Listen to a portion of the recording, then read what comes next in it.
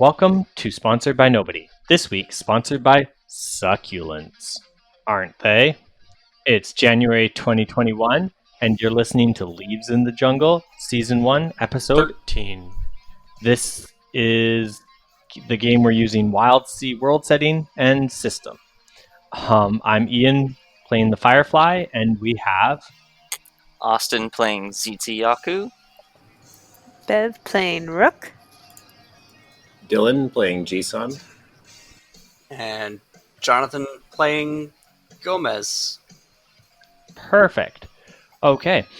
I'm going to start off today's episode with our little prompt again. And today's prompt will be, what is the favorite drink of sailors? Aside from rum? I mean, is rum a thing on the Wild Sea, or do they drink some other kind of liqueur? You know what? I'm just feeling like there's just like some awesome like fruit smoothie kind of a thing, but like that's just like really good for you, and they just really like, you know, like it's just like oh yeah, dude, you got to drink this stuff. I don't know how you survive without it because it's just so packed full of good deliciousness, but you can improvise it from other fruits as you find in the row. But also, yes, we love it when you put rum in it because then it becomes a party. Nice. Okay, so rum still exists in this world. Or rum equivalent. Yeah, there's so many different types of tropical fruits around. Yeah, like even just in our immediate, maybe not the Wild Sea entirely, but at least within the realm of these couple of reaches, you gotta expect like alcohol is one of the first things that people invent in a society. Oh my gosh! Every single time. Bananas. Mm-hmm. Yeah, dude, Fermented exactly. banana. Banana mash, man. It's like man. there's banana rum everywhere, and since there's so many sawnanas, right? Like they're such like a huge fruit, and it would grow so many of them. Like there's probably like a very open rum business going on out of this particular reach. So like lots of different flavored liquors, like specialty liquors, but they aren't specialty because there's just so much variety of fruit. Yeah, you got to imagine. Not a lot of beer, I would imagine, because wheat is very close to the ground. So unless they found a way to like cultivate some kind of wheat equivalent up in the trees, or maybe some of the spits with mountaintops, maybe they're actually kind of like one of the few places you can get beer. Oh, yeah. Ciders, too. Ciders at the wazoo and wine. Staying on like the concept of like alcohol, because of the prevalence of tamed hives as a engine, mead is very common. Yeah. And each ship kind of has their own different blend because it changes on where they've been and what they've interacted with. So when you're ever offered like a cup of the ship's mead, you never turn it down. Because it's just the risk is worth the reward. Son, I have a project. if you ever want to spend a montage with me, I have an idea. I mean, I'm totally down. I don't know if it's actually a ship option, but if it is not a ship option, Should be. in the where's the rooms? We've got a galley and we've got a beehive engine room. Okay. It's not a ship option. I will be posting this later on in the Discord because it needs to be a ship option, but a distillery. Yeah. I'm thinking that like describing a ship as like that ship's mead is top notch could also be a slang way of saying like they have a good crew, or they've explored far. Ooh, yeah. Yeah. Oh, I like that. Like, they have sour mead would be a way of like almost like fighting words. Like you're not necessarily saying their mead tastes bad. You're saying the crew is bad. Leaves a foul taste in your mouth. Yeah. You know, sometimes they're called water cups because the new crews don't have any flavor to their mead yet. It's just Oh. or just like a way of like, you know, like they're just not. You just don't want to hang out with them. They're no good to do business with. Is, you know, like they leave you with a bad hangover. I like it. I'm loving the like lore we're creating just with these little like improv prompts and stuff. Also, It's just- amazing. Practically, if we can find a way to start cultivating our own brew, then that is a very good tradable when we dock. Yeah. Yeah. No, definitely, you guys, if you want a distillery on your ship, you can spend the stake for We're it. making I know what the a distillery party can do. boat. Yeah, I we're, know- we're a roving restaurant ship. Ian, I know what a distillery will do. It's you can take a specimen Mm, and turn Yeah. it into a high quality specimen. That is, Yeah. booze. And alcohol, yeah. Yeah. And if you Yeah. drink enough of them, you get a whisper, because probably. you always have the best ideas when you're drunk. It's really called more of a murmur. It's kind of like, like a whisper, but like, like if a whisper was exhausted. I'm also going to say that if you wake up with a really bad hangover, just sometimes describe it like, "Oh man, that wasn't so much a whisper, but a yell." Oh, I like that. It's That's a good. shout. I gotta shout, guys. Oh, It's actually from something. What's that from? Oh. Shouts are from something, and now I can't think of what it is. you know what? You're right. Hey, Skyrim. you're finally awake. Yeah. We Nice. could go on about this forever and never actually play. Yeah. Yeah. No, let's get started here. Stupid Too improv. good of a prompt. Come up with worse prompts. I'm sorry. I'm glad that was a good prompt because we've had a few not as good prompts in the last few sessions. So I'm glad that this was a good one. But that said, You asked us about booze. I do enjoy the fact, like, immediately, what's the favorite sailors to drink?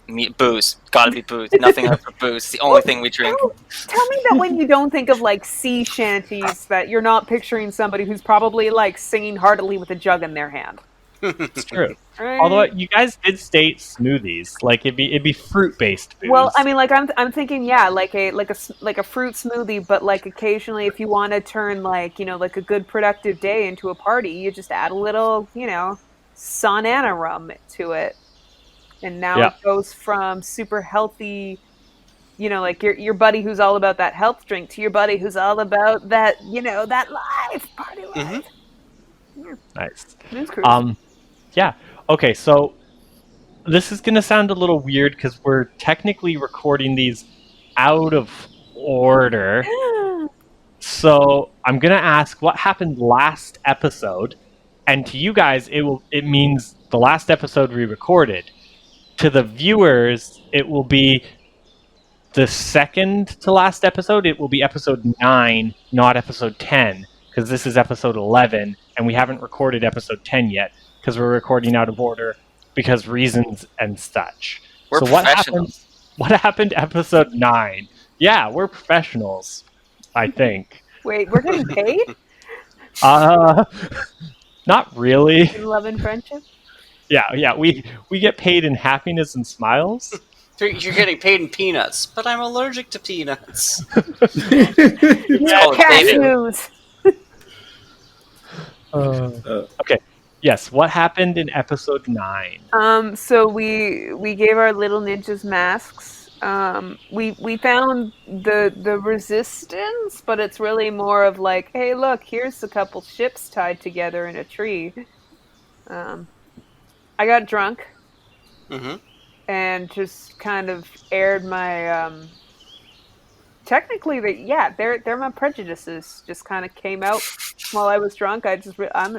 You know what, we're about making rounded characters here. Nobody's perfect. What else happened? Oh yeah, the shredding occurred, the risottoing, as it were. A Yes, mushroom got rendered. that big dad energy, yeah. Yeah. Where I was like, "Hey kids, watch this," and I finally got my vengeance. That's An epic sweet fail. David. What did he do to you that required vengeance? He existed. Don't He tell us that unalived again. him in the most musical sense. We were too similar, and if anything, if there's anything in this world that G-San can't stand to look at, it's himself. I mean, that makes sense. When you meet somebody who's like enough like your own personality, but not you, that you're like, how dare you? you know, like instead of bonding over your similar tastes, you're just like, but I'm unique and beautiful, and you're taking that from me. You're cramping my style, bro. I said I'm not like other girls. How dare you? There can only be one guy wearing a hat in this group. There's too many. There's not enough atmosphere for this many spores. I'd like Yeah. to point out that I legitimately, well, I guess there by definition has to be two, but I was the kid who showed up to prom and somebody else had exactly the same outfit, Ooh. Yeah. same color and everything. Did you set them on fire? No, I took the high road, and when we made awkward eye contact, I just complimented their taste and moved on, and took solace in the fact that I think I wore it better. But There you go. they probably also thought that of themselves. So who's to say who's right? Oh, they were definitely wrong. Thank you, Ian. Ian's the one to say who's right. I win. I'll take my $20 later. And after realizing we've made enemies and friends, we decided to keep our new foundlings. Yeah, I like how you guys never mentioned to the Resistance that you stole children. We didn't want that type of pressure on them. The less they know, the better. Plausible deniability. Yeah, the Resistance. And we decided to evacuate the reef and look for allies in the future, preferably giant-bodied ectus. Ooh, yeah. There you go. Yeah. Yeah. Yeah. Okay, so you guys are headed on your way towards Gomez's hometown. Gomez, what is your hometown's name? Oh man, wait. Did I have a thing for that? I think I messed up. I don't think you did. I'm putting you on the spot. I meant to have a name for that. Oh no. I just have it down as a Tractus Cactus because that's what we've been calling it, but I Yeah. don't think that's Because what we your found guys magazines? people call it. I think I'm gonna call his home. Let's see. Gomez's home. Space. Let's call it.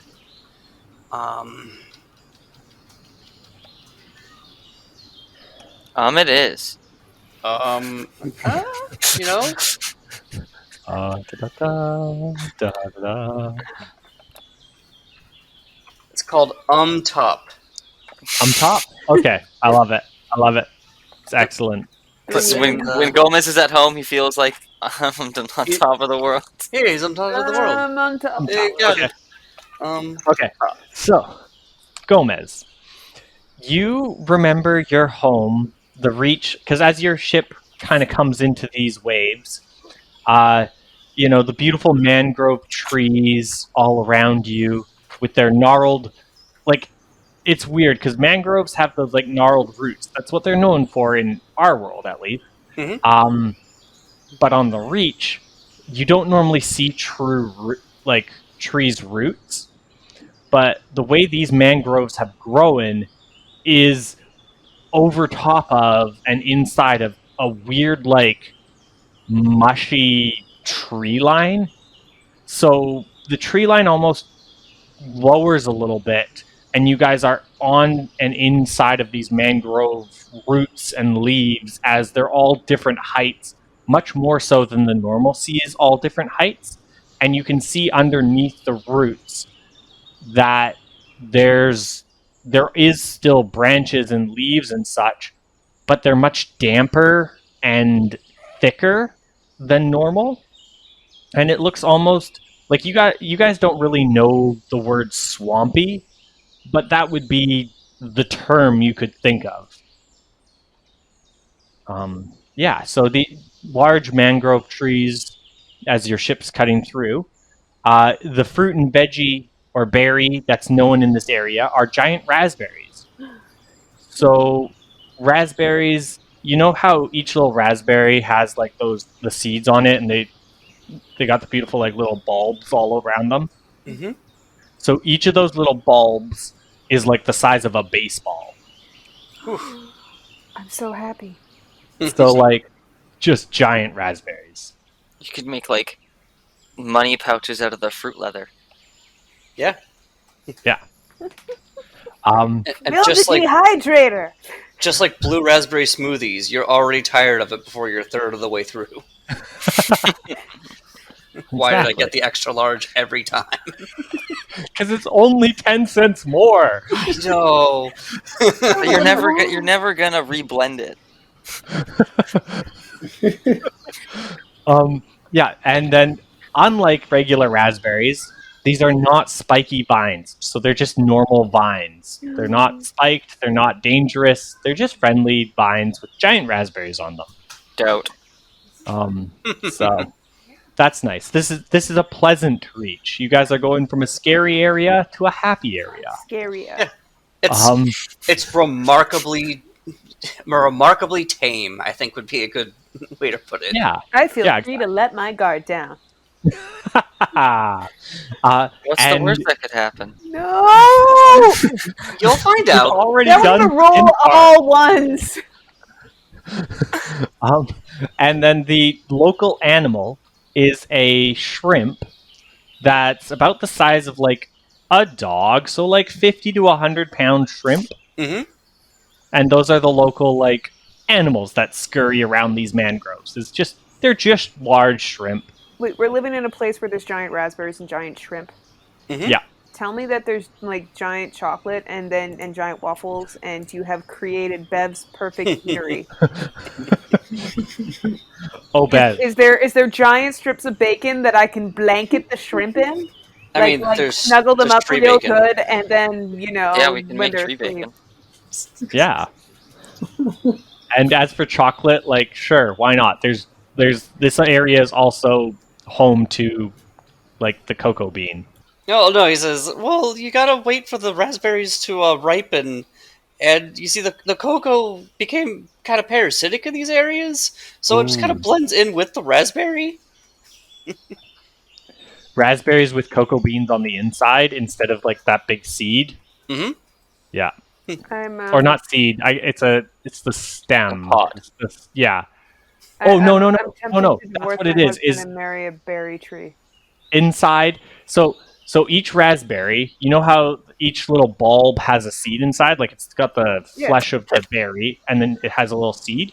Well, instead of having seeds, it's just a cacao nib and then it has a seed inside the actual fruit now. Mm-hmm. So Oh, yeah, man. so like each baseball-sized berry is just a raspberry with a cacao nib inside. The size and of a baseball. nib, Yeah. no, the raspberry is the size of a baseball. The cacao nib would be the size of a golf ball, like inside of the raspberry. Just a bonbon inside every one. So Yeah. like So happy.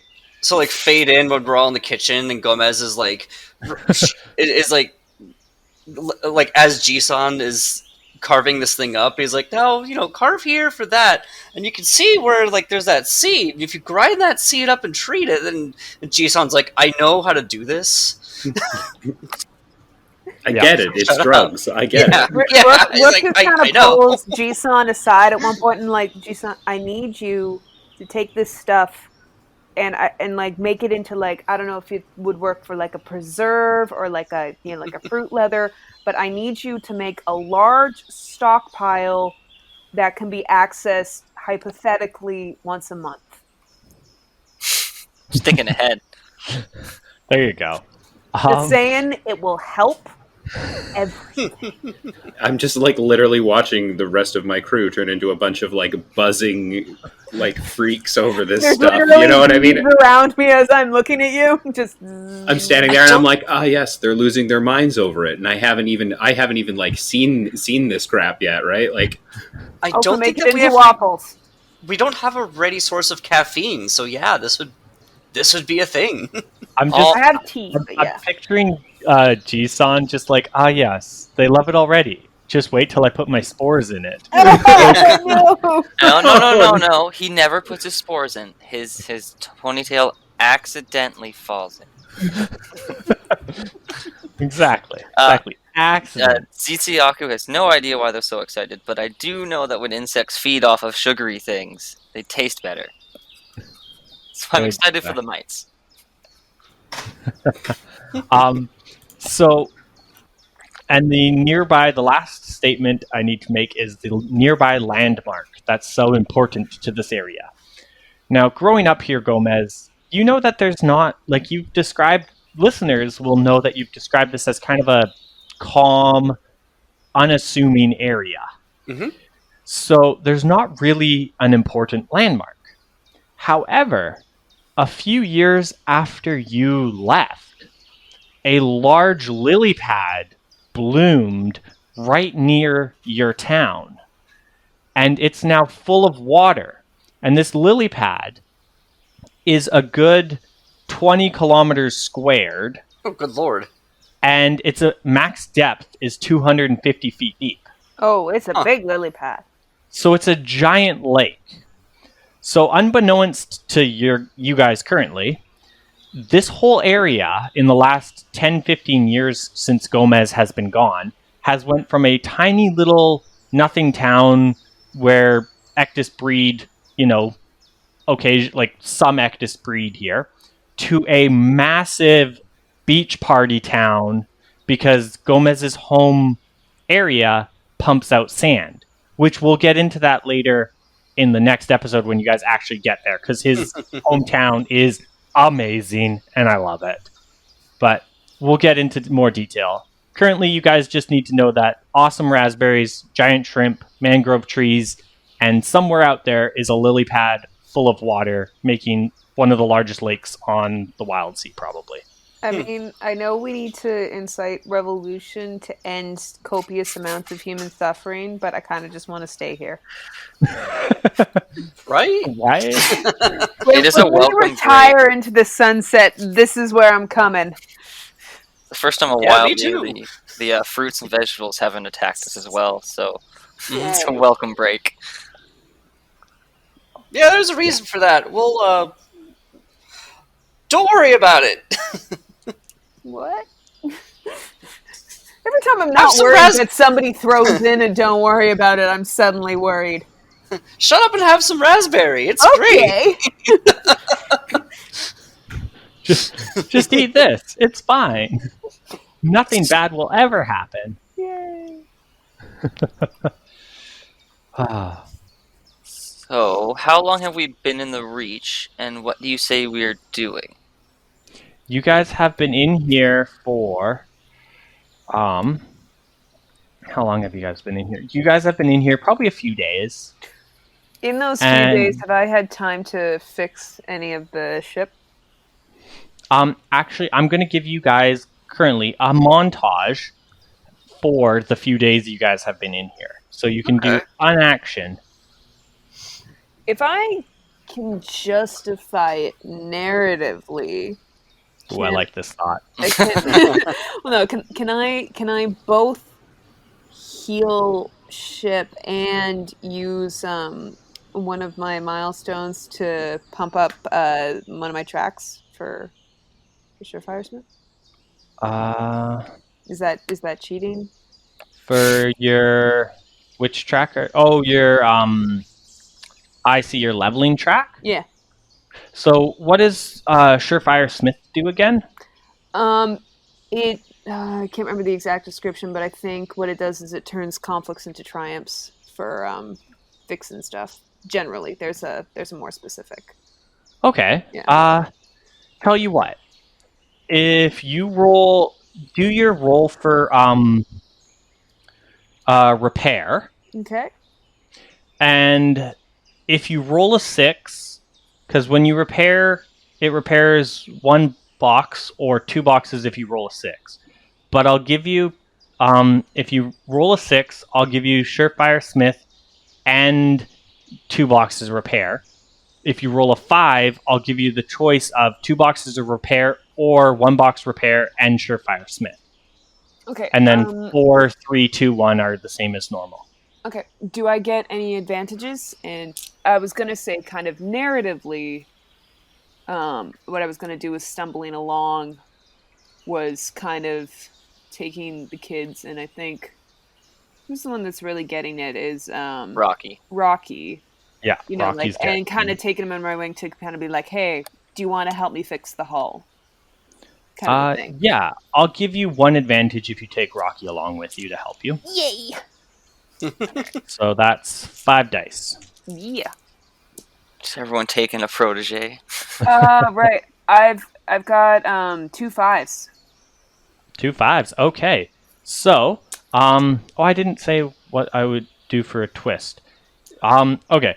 Tell you what. So I said a 5 would be you can either take 2 points of repair or 1 point of repair and Surefire Smith. I forgot to say what would happen with a twist. So you can take all 3 if you want, and that's your twist. Okay, so I get 1 point of Surefire and 2 points of repair? Yeah, but you have to use up one of your minor milestones. You're stumbling along the way. Yeah, stumbling along, because it's, Yeah. I would be able to do this job much more efficiently if there wasn't a child to be figured out, but I want him to learn so that I can do it more the thing. Yeah.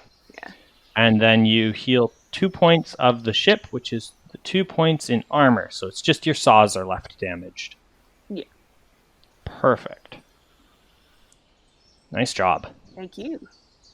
All the while, we're also just like completely nomming on, I'm assuming at this point Jisan has made like travel snacks out of the chocolate raspberries. Or possibly shrimp. Like we just got like a pocket full of fried shrimp that we're eating and loving it. I mean, Jisan, what let's pivot to Jisan then here. What are you doing in your montage? Okay, so considering the resources I have access to right now, I've been thinking about like what I was gonna produce, but I'm gonna be collecting as many of these raspberries as I can get my hands on over the first while, and then I'm gonna make some preserves for the ship because everybody's gonna want that. That's awesome, and I wanted to make a hard chocolate. Like collect a bunch of the nibs and start experimenting with like making actual chocolate out of it. Okay. I'm gonna let's see here. You can use because you Page do have 29. you do have some benefit tracks. So I'm gonna say, let's see here. If you use Interesting Smoothie and use up that benefit track, I'll give you Impact, because that's your Interesting Smoothie is helping your creative juices flow as you work with these new fruits. Awesome. And then, so you're trying to gather specimens, and then you're trying to also cook. Yes. But you're trying to cook kind of 2 things. You're trying to make preserves and you're trying to make chocolate. So that's kind of a 3 actions thing. So Interesting Smoothie is going to up your impact chances. So let's say if you get a 6, you can do all 3 things. If you get a 5, you can do 2. And a twist will add success to one of the things you do. Sound fair? Well, that's more than fair. I'm happy with that. Okay. So that uses up Interesting Smoothie. Yep. And Perfect. I'm also going to pitch my foreign seed into my pure leg salt into the chocolate making attempt. Ooh, I like that idea. Okay. Salted chocolate. I don't even know that, but Hang something in the memories of my spiders And quiver. that foreign seed's big enough that I can chop it up and have chopped nuts and salt in hard chocolate. You can also just straight up call it bark because we live in forest world. It's be like, I call it bark, but it tastes better. Trust me, Yes. it's a lot better than ZT's bite. All right, so this is all going to come out of my tides knowledge because we're sailing along and I'm just doing my usual. I'm going to grab what's coming off the waves and have an inspired cook sesh with it. And because you're using 2 specimens, I'll give you the bonus dice. Nice. So that's 5 dice. That's rad. Come on. 1, 3, 3, 5, 6. Oh, there it is. 6 and a twist. So you get everything plus impact to one of the. So let's see here. You have raspberries. So you're basically making raspberry preserve. You're making chocolates, and one of the things can be impacted. Actually, both of them, because impact was increased. So you could double impact one of them or impact each of them because you used your smoothie to increase impact. And you got a twist, which I said would increase impact. Okay, so let's obviously can we increase the impact on the collecting or just on the cooking? I mean, your choice. You have three things you're doing. You have collecting, you have making raspberry preserve, you have making chocolate, and so that's three things. And then you have two impacts, and whether you want to stack them or spread them is your choice. So yeah, if you want to increase impact on collecting, then go for it. Yeah, I think I'll increase the impact on collecting and making the chocolate, because the chocolate's where my specimens were going. That makes sense. Yeah. Okay. So then I'm going to say you can write down in your specimens raspberry preserve. Okay. That's an easy one to do right now, quick. Yeah. And then we're gonna call it, let's see here, the chocolate. I like the idea of bark. That's a great, you're making chocolate bark. So we'll like magical bark or like illuminating bark or something, or blood bark. What? It's got a lot of raspberry in it. Raspberries. That's true. Salty nut bark. Calm down, Chef. No. This is going to be like, I'm thinking something more like euphoric bark or something like that. Like this is next Death by level. bark. Transcendent bark. Like, have you ever had Death by Chocolate? I like euphoric bark because Yeah. it definitely carries. Like, what do you call this? And you're like, Dude, I call it like orgasm. And they're like, okay, I get it. Just a sailing concession stand. Nice. So you can have euphoric bark and maybe make a chocolate bark. Sorry, euphoric chocolate bark. Oh, that. There we go. And then you wanted an increased impact on specimens. So I'll give you one extra specimen. So do you want like a pack of cacao nibs, or do you want a raspberry? Obviously, a raspberry being the large raspberries. Well, I can always harvest the nibs out of the raspberry, so I think I'll just take it as like the full specimen, untouched. That's fair. Okay. So yeah, do a large chocolate raspberry.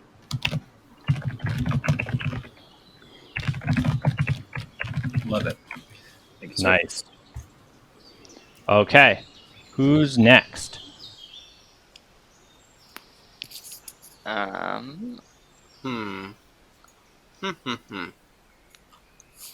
can go next.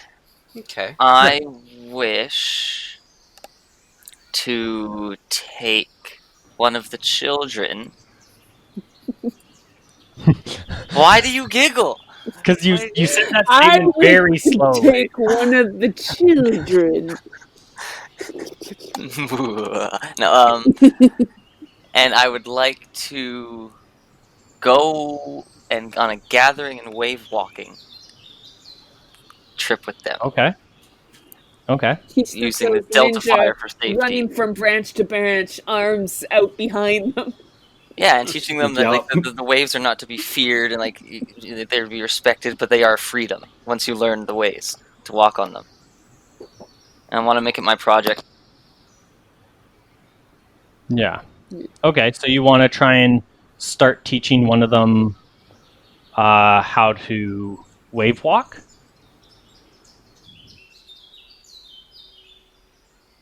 Pardon? You want to start trying to teach one of them how to wave walk? Is that what you're... Yes. Yes, okay. As a project.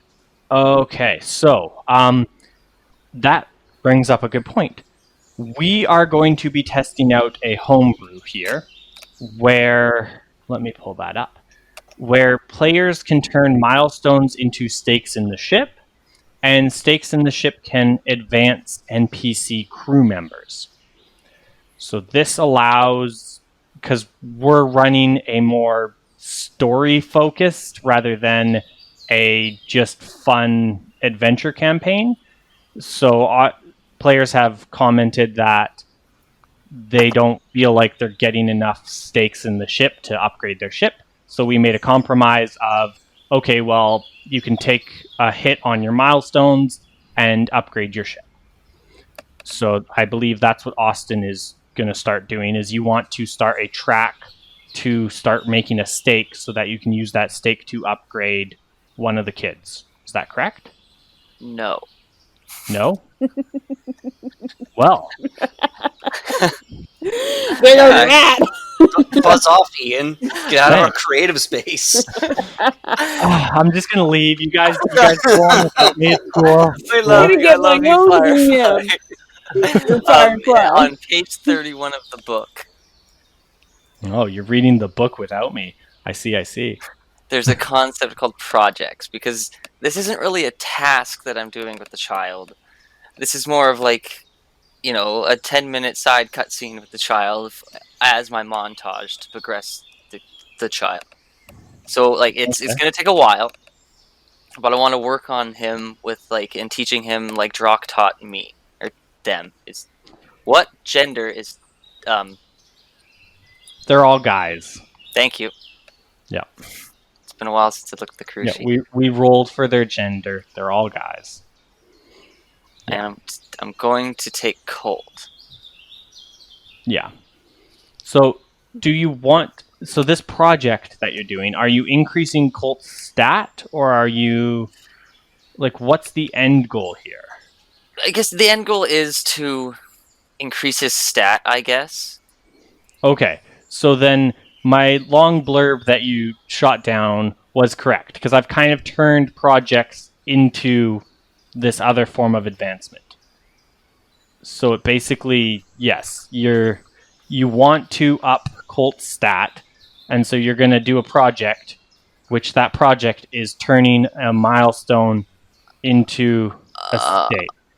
I guess, if that's how it works. That's, well, like a project, the way I'm reading it here, let me because the project is like multi-stage tasks that completed over the course of several montages. Yeah. So instead of doing a task, I can do part of this one project. I guess you're trying to say you're spending time, but you have to spend time to do a milestone action anyway, like for leveling up. So you're trying to level up the kid with no resource put in, if that makes sense. It does, because I wasn't thinking about that when I was doing it. I was thinking of what works in the montage sequence with what I was doing in the book, and then that came up for the kid leveling thing. Yeah. So this is a project, because I think projects are still, projects were in the book before the current leveling system was put in the book. And so I don't know, I might be speaking completely off base here, but it seems like projects are almost encompassed by the current leveling system. Because leveling is a project unto itself, or at least that's how I would interpret it. Well, except you need milestones to do it. This is... Yeah, so a big project is leveling, and so that goes into the leveling system, and a minor project just uses resources to build something bigger than just small crafting. Does that make sense? Time. Or time, yeah. So that's what I was thinking with the kid. I'm spending time with him over the course of my montage. Yeah, teaching him. I think because he is actively leveling, I think I'm gonna put it under the leveling rule set. Then I'm just gonna go out for a gathering trip then. Okay, you can still bring him for the gathering trip, and work towards that. And if you get a 6 and a twist, I'll give you a steak or something. And get some shrimp. Get some shrimp. Get all the shrimp. Yeah, I'll totally bring Colt. Okay, so But you're bringing Colt, and Flyer are you for a gathering trip? okay? You're bringing Colt on the Delta Flyer, and you're gonna go get. Are you going shrimping? Yeah, we're going shrimping. Okay, so you and Colt go shrimping, I had and this as I weird, say, horrific whisper coming up from below decks. Get the shrimp. It was Rook. yeah, you and Colt go shrimping, and as I say, if you roll a 6 and a twist, I'll give you the steak. As we're spending well time. as before we leave, I'm going to grab some stuff from the emergency. The survival station. Yeah, the survival station Yeah, you're going to use your ship. to do these things. Yeah, Yeah, I'm proud of you guys. I'm proud of you. and I'm assuming there's something like I'm assuming there's a net in there. Yeah, I'm gonna use that. nets And- definitely are in emergency stations. Like, who doesn't keep their nets in an emergency survival station? And then teaching Colt the importance of the emergency station should anything arise. If you see someone who's Safety not first. us on the ship, shoot them with a flare. We have more than one. You can shoot one in the air afterwards. Oh, excellent. I like how your emergency station, you're like, this is our survival station. It's used as an armory. Punch them in the face. Best defense is a great offense. Excellent. Never forget it, kid. But the greatest offense is. But I don't Go, understand sports analogies. Go, roll away, yeah. Okay, so it's definitely going to be tied, so I can understand to see where the shrimp be feeding. Yep. And then we're going to pull off. Are you wave walking or are you gathering? I can use wave walking to gather.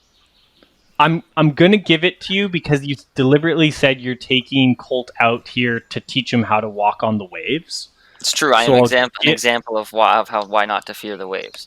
I'll give you that one in this instance because you narratively described it for yourself. I'm not going to say no. All right. And so then I'll give you an advantage dice because you have Colt with you, and so he's helping, obviously.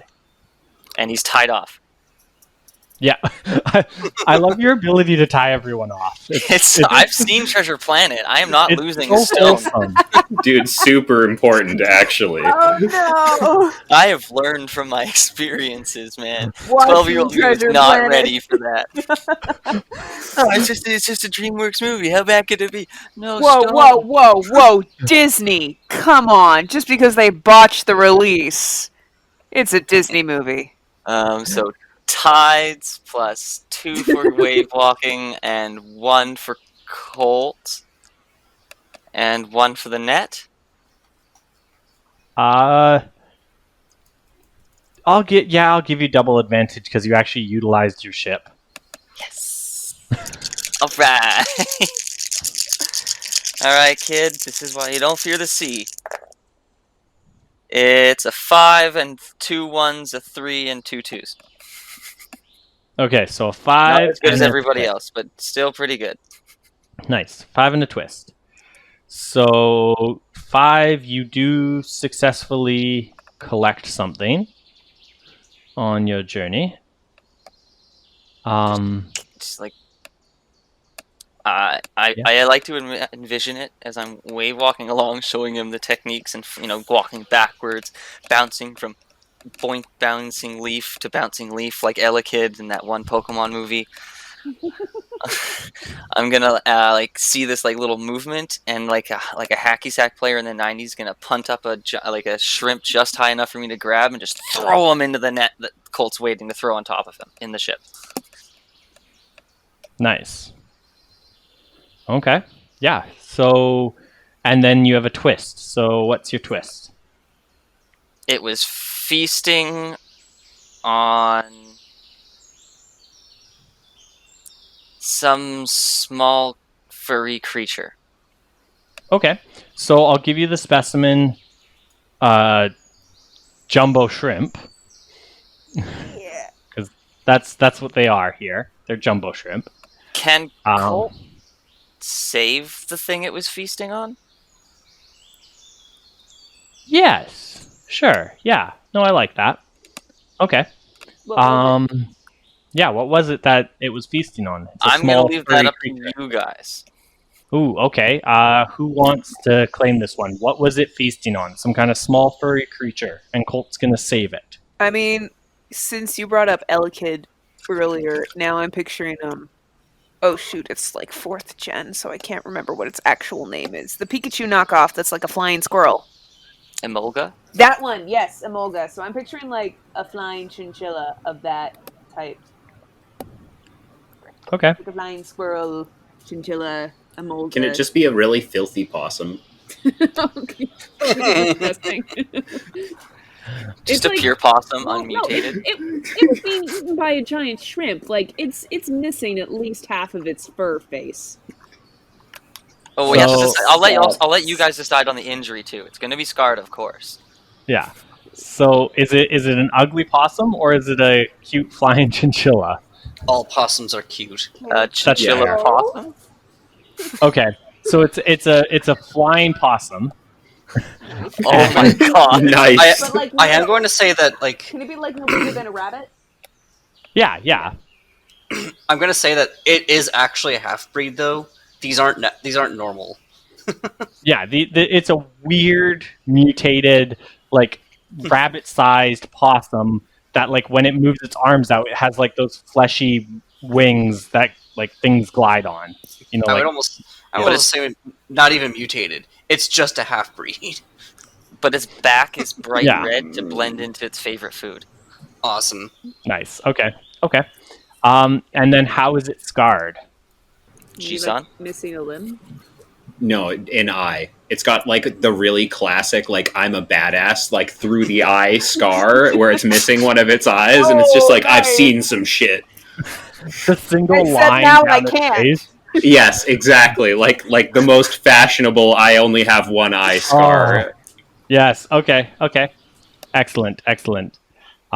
Yeah, we'll give that to we'll give that to Colt here. You took Colt? Yes. Yeah. I felt like Tum Tums was just a wee bit too small to take out onto the sea. That's fair. And I guess Rook had Rocky, so that makes Mhm. sense. Yeah. Excellent. You guys, continuity here. We're professionals, right? Wearing one kid down. Obviously our favorite. Just Rocky everything. It's got speed level, this kid, man. We gotta min-max these kids. You are min. You are Every Hello. roll, we just go back to the skin farm and trade him in. Hello. We would like to trade you these high-level Pokemons. Sometimes didn't have the nature we wanted, so you could send it to the breeding bag. Oh no! My Tums don't I Tums is in the top recognize you? percentage. No, we are different crew. Why would you say that? My Tums Tums is in the top percentage of Tums Tums.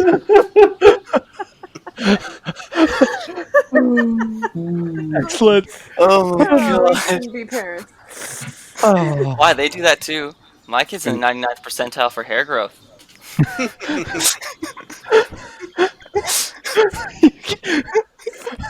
Excellent. Okay. And last but not least, we have Gomez. I think Sometimes it's just left. Gomez and Tums Tums are going to be doing some science as he And we're gonna be doing some removes the- science. yeah he's I'm using a task for spit and polish to Okay. remove the rusted tag from my large battery. Ooh, nice. Okay. Done. Don't even have to Done. roll. Oh yeah, did I get? Yeah, I did get the jumbo strip. Yeah, you got the jumbo shrimp. No, So now I I have a got the jumbo ceramic strip. You We know have a what? ceramic battery and a large battery, so we could do some electricity. Yeah, I said that also weird. have a ceramic Yeah. battery, so we can have Yeah. some fun. Well, yeah, that's what I meant. Oh, okay. Yeah. Yeah. You guys can do some electronic. Yeah. I was looking around at other people's sheets. I was like, what do we have? Because we're a little short on salvage. Yeah. I want to do a Oh. project, but it takes salvage, and we don't have any salvage not a project. I want to make a craft, but it requires salvage, and none of the salvage that we have would work for it. So As a heads up, instead, I'll just. What's up? I did just have a weird metallic fuzz out for a second. Mhm. But you're all back, I think. Okay, Hey, cool. we should be good. Dylan? I'm here. Yep. There we go. We're good. Rad. All right, so yeah, that's what they do. They'll just be like on the ship, and he's like, "Yeah, you just take some of the stuff and you just like sprinkle it on." We got some like baking soda or something from the kitchen. Nice. We made a Just baking soda. volcano. Yeah, baking soda, water, pour on the alkaline rust, and it just kind of just fizzles off. He's like, "No, don't drink that." As he like, Drinks it. no, he doesn't drink it. He might save it for something else later, but waste not, want not. So he like saves that in some kind of a container that doesn't really matter. It's just a thing that they do. So It kind of matters. Make sure Jisun doesn't get a hold of it. Oh, what's this weird fruit at the bottom of this jar? I better throw that in the soup. No, drink waste not, alcohol. want not, guys. To be fair, if I did it, you would all be fine. If anybody else did it, dead. Mhm. Take that away from my tea. So yeah, that's what they do. Okay, nice. Nice and boring. Okay. Perfect. Then, now that you guys are done your montage, and we're 51 minutes in, let's start the session. Squirrel. I love it. No, it was good. It's good. I'm glad that was a good montage. I'm just teasing. I was a little sidetracked there too. Anyway, so you guys, your ship pulls up to a large wreck. Like, it looks like two ships have collided or fought each other or something, but like years and years ago. These have either been newly risen or somehow managed to just sit on top of the waves for so long. You're not quite sure. Well, I definitely Okay. called down to Gomez and ask if he's got some time for a salvage run. Gomez always has time for a salvage run. He says he's clopping his way back up. It's the first time in forever something hasn't been hunting us. The hunted becomes the hunter. Here we go. It's like I getting his kind of vest on and everything. hear what's going on, and me and Scraps can come up on deck, being all like, "Yeah, that sounds fun." Question: Can Yep. I, just roll a sense just to kind of get a feel, like the vibe of this really old wreck? Yeah, actually, please do. Awesome. So what am I using here? I'm going to give you an advantage dice for your ghost sight. Okay. Oh wait. Okay, and then also would tides be part of it? Yeah, tides would be a good one. Okay. Oh wait. So wait, sense. Tides and an advantage. I got a 6. Nice. Okay. So you are able to pick out that these two ships are covered in like a ghostly kind of aura. You're not like, you're able to tell it's more. There are ghosts on these ships. Not a ton, but there are ghosts. But it's almost as if the ships themselves have a ghostly aura. And actually, thinking back, it's not too unlike the electromagnet aura that Wrench gives off. Wrench being the ship, and also the what's Ironbound Oh, from Portobello. from Portobello's Yeah. crew. So yeah, like his type of aura, how like the ship is his body. These ships give off like a ghostly version of that. Like the ship is almost a spirit unto itself. Okay. If I slide on my multi-lens goggles, does that add anything to it? Just because, kind of like sensing this, I'm like wondering if I can see something. No, there's no electromagnetic or anything like their engines, their systems are long gone. Okay, so the fact that like I feel this, but there isn't anything like that, just makes me more disturbed. And so, like, I feel like I'm Oh kind of. no, sorry. It's not that like I was using that as a similar thing. Like it's not that it looks like electromagnetic. It's a similar aura style thing. Like Yeah. it fully engulfs the ship sort of thing. Not that it actually is a electromagnetic aura that's dead. Yeah, I'm just saying that I Yeah. think that like Rook was, when she started to get that sense, she was kind of hoping that she would see something like electromagnetic to explain it, kind of. But when there wasn't, I see. it was a little bit upsetting. So I feel like kind of, like I'm starting to be all like, yeah, salvage, but then I kind of get the sense, and I just kind of like stop, and I'm like, oh, guys, I don't know how I feel about this.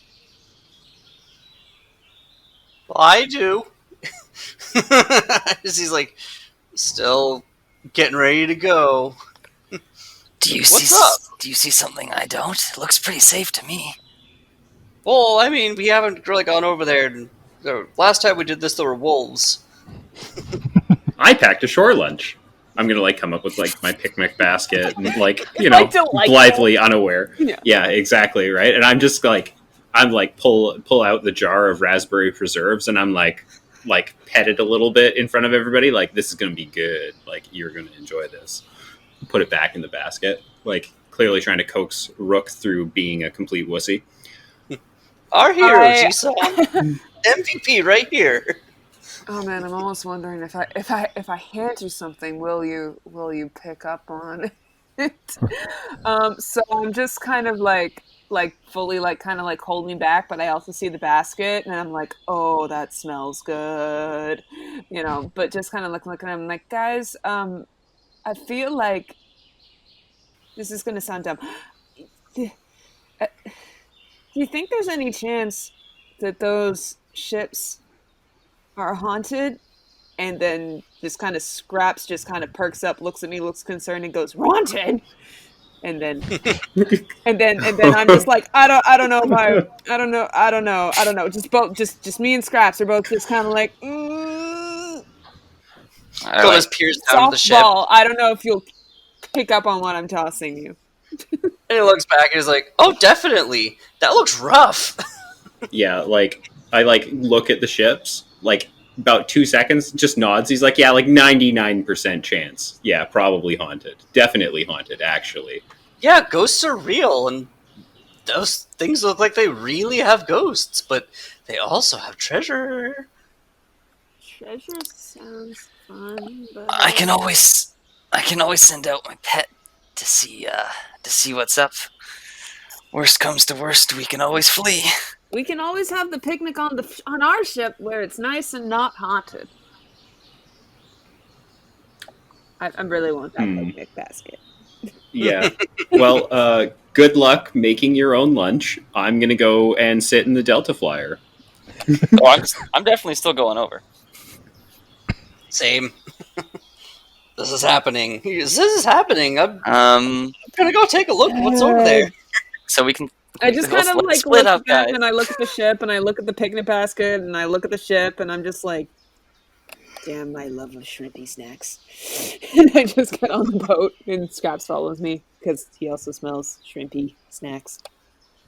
I lock the doors to the deck. We lock the ship, yeah. Turn. We have 3 children aboard. If no one's staying aboard with the crane and the children, we have to lock the ship. You're locking the children in their room. We have to, they have the whole ship to play in. I just pictured us like lowering the Delta Flyer into the waves, and then we just like pull forward to the front of the bow, and there's just a keyhole there, and we just put this oversized key in it and lock the ship on our way out. Like, No, we just tell them to bar the door, batten down the hatches, use them seal, parenting Shoot things method with flares, of, yeah. well, I Shoot gotta things with watch flares. the outside of the house so nobody can get in or out. Those ships because are on it's fire. the Wildsea's dangerous, and there are things big enough to just swoop down and take you on tum-tums. Tums. But Yeah, you know if what? they Not gonna did matter when he's tum-tum- gone. If they did eat tum-tums, that would settle what else is going on in their tummy. It's just for safety. Okay. You lock the children on the ship and you get on the Delta Flyer. Excellent. When you say it like that in a normal way, it makes you sound like a bad person. So we go Oh to no, the I would never ship. judge you. Yeah, you guys get to the ship, pulling up as I say, like it's two large ships. They're actually like touching, and it looks like they've rammed each other almost partway. And you can tell either something attacked them or they attacked each other because there's more damage than just the like ramming together. Mm-hmm. But you can't quite. It's been a long time, and things have grown over and changed. So yeah, you can't quite tell. Rook, you can clearly see like there's a ghostly aura around each of these ships, and you can see the aura is still, I don't want to say pushing against each other, but the two auras of the ships are still intertwined in a aggressive fashion. Okay. Are we like docked yet, or are we just kind of looking at it? Yeah, you guys are tying the rope currently to the ship, sort of thing. Like you're docking. Which ship are we landing on, or beside, or? That one. Yeah, I don't Okay. really know if it matters. it doesn't. Okay. The one with less powerful monsters. Because I'm gonna send my my chimeric amalgam, Mhm. and it's changed shape a little bit because now that it's settled its form after being introduced, it looks kind of just like the red kite. Except you notice it's a little bit bigger, and there's seams on it now with little spiders flowing in and out of them every now and then its eyes are just like mine with two really shiny spiders. Oh, I'm still picturing it covered in mushrooms, though, too. Oh, there's still mushrooms sticking out of the Yeah. thing, but the body is Yeah. now just like a taxidermy for my bugs, Nice. Gross. as well as the mushrooms. The good ways. Just do a quick survey of the other ship we don't land on. Yeah. No secret burn. No secret burn. No secret. Okay. So Just going for the vision. with your chimeric amalgam, Sense, I guess. yeah, you can just see. I mean, you can roll. Yeah, roll if you want. 3 dice. Yeah. 1 for instinct, 1 for sense or scrutinize, and 1 for the chimeric. Yeah, that's fair. 3, 4, 1. 3, 4, 1. Okay. You guys, or you are able to see through your eyes that this ship or this other ship, it's been not really touched by large predators. Things have overgrown it. It's got leaves on them. They've definitely had animals scurrying over and around it, but not to the same level as most ships of this quote unquote age. So This. like the only damage is the damage done from the apparent ship battle. Nothing else has done damage to it beyond nature so far. Yeah, like just general wear and tear of time, and like small, like moss is growing on it, and there's branches and leaves strewn about, and maybe there's a few random like birds or something, but nothing. Like, you've seen shipwrecks before. In fact, you've encountered pinwolves on shipwrecks, and you know for a fact, like, pinwolves are one of the few creatures that are found in almost every breach on the Wildsea. So the fact that there's not really any signs of pinwolves on this ship is surprising. I will. and unnerving. It's too quiet on these ships for them to have been here this long. Oh yeah, they're probably haunted. Yeah, the ship is anything but quiet. Yeah, I'm Definitely like, haunted. What? I'm all gung forward for the. Yeah, this place is haunted. What is haunted? Yeah, sometimes when things die, they stick around. Yeah. As he says that, Bev, Mhm. or not Bev, sorry, Rook, you're able to see a ghost, just a ghost. You can't quite tell what they're for, like what they were. They've twisted. It's like when the dead have been dead so long, they kind of start to lose their form. They look less and less humanoid and less like they did in their alive state. So it's just kind of a ghostly blob almost at this point, with like thick arms and legs, and it's dragging this large battle axe just across the ship, like coming out of one of the like passageways leading down below. And you see it like walking towards the other ship, and it hasn't really noticed you guys yet because you're still kind of climbing on and getting onto this ship. But the rest of you just see an axe being dragged across the top of this ship. I immediately kind of jump, kind of like almost like huddled behind Scraps, and I yell zoinks. I, on the other hand, yes, a whispered axe. You know, because I can recognize when things are weird and hex you and a thing, so I kind of run over to grab it. Go no. I like against my better judgment, like kind of like run out to like grab like scruff of neck and like no, stop. So you're trying to grab it, and Rook's pulling you back. I guess so. Okay. I mean, how badly do you want to grab it? Do you want to roll against Rook to try and grab it, or are you going to let Rook pull you back? Well, let's see. I'm going to try and grab the axe. Okay. So let's see here. Let's do a conflict of I'm going to say it'll just be a simple like highest dice versus highest dice.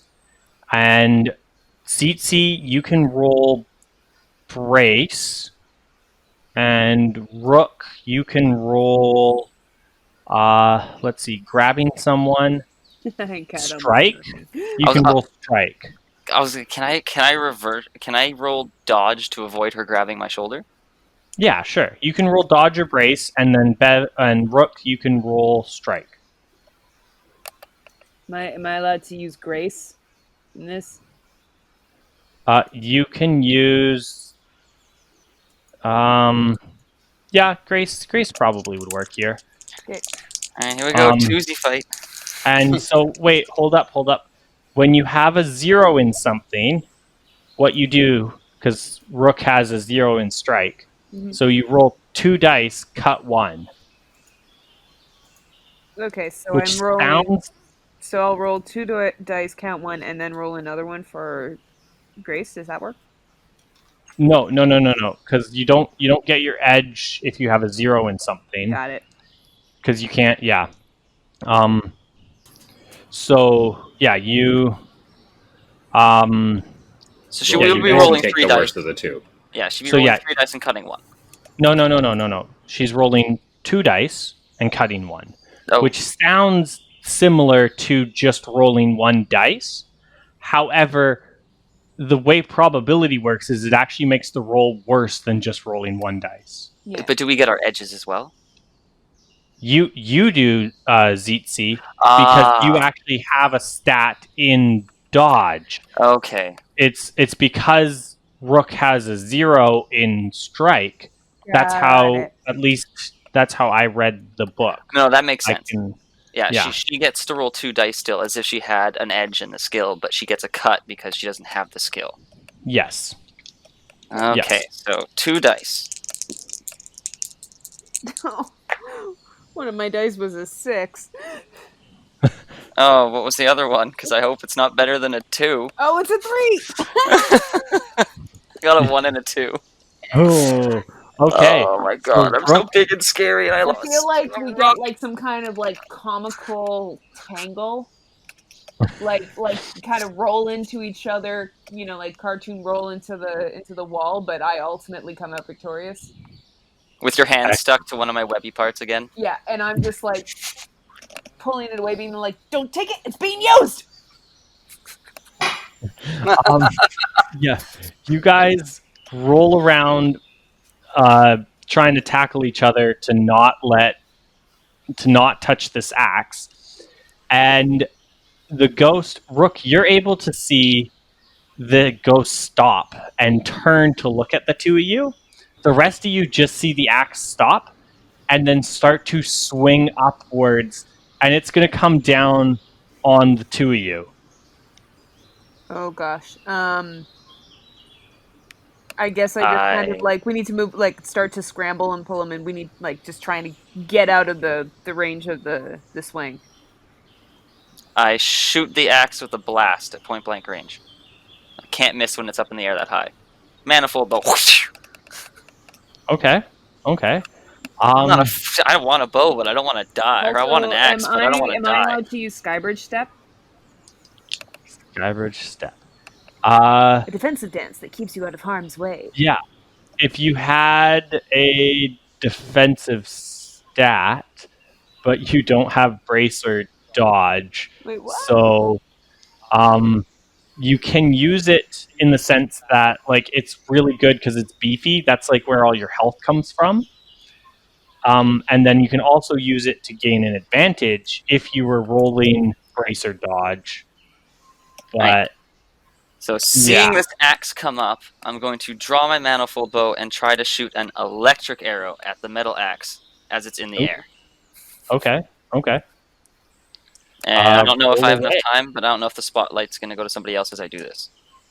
Yeah, Because I was kind of tumbling around with Rook.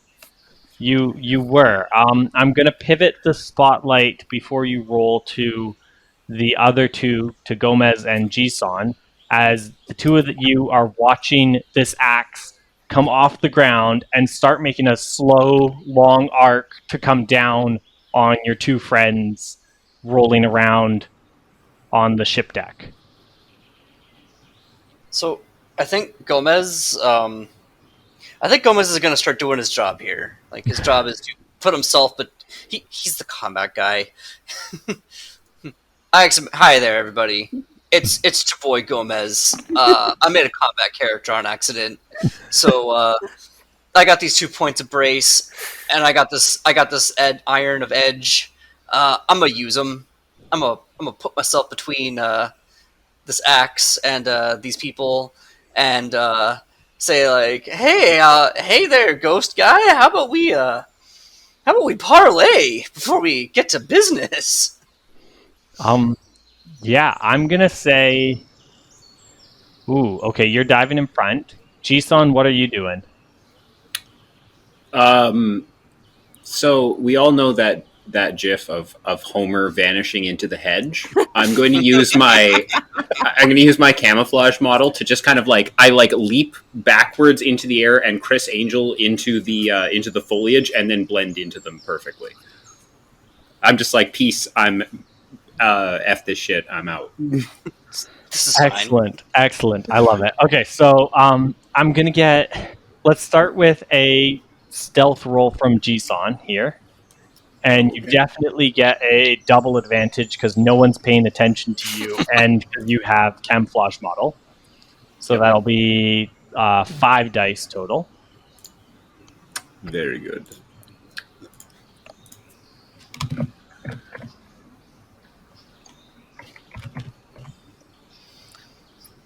Gosh darn tree Oh, signal rises. 1, 3, 4, 5, 6. Nice. Okay. So you, with that 6, you totally jump backwards, land into the waves, and you're invisible. Nobody, like, as far as everyone's concerned, you didn't even come off the boat. Like, you're I gone. I was never here. Exactly. Like a penguin. You didn't see anything. Yes. Okay. Then we're gonna go with I'm gonna say Zitzi. I'm gonna do you before Gomez because you were drawing your bow to fire. Yes. And I'm gonna say because if you fire now, you're gonna hit Gomez. So I'm gonna say still roll for shoot, but if you succeed, you miss Gomez. If you fail, you're gonna hit Gomez. Okay. All right. It's gonna be Grace because this is elegance and precision at any Yep. angle to be able to shoot my bow with intense skill, and got my 3 points in shoot because I am a master marksman with said bow. And then I am using a bow, so I get a dice for that. Yep. And I did declare volt, so this is electricity. So fingers crossed it doesn't work on tree bacon. 6, 5, 2, 3, 4. Nice. 6. Yahtzee! Okay. Excellent. A high straight. Man, I'm So- destroying you guys this game. No twists. So yeah, you perfectly you're just about to aim to hit this bow, and you see Gomez out of the corner of your eye start diving in front of the axe, and you're like, nope, and you just turn off to the side and shoot the arrow loose into the air elsewhere. Yeah, my arm just kind of shifts in an unnatural way that reminds them all that I'm not people and I do not have bones. and the elbow joint just kind of shifts forward 6 inches so it bends at a better angle to not hit him. No, I'm picturing you know how you hold a bow like it's in front of you, so your arm's straight and then it's like taunt? I'm just picturing your arms unnaturally reversing, so the arrow's going through your chest sort of thing.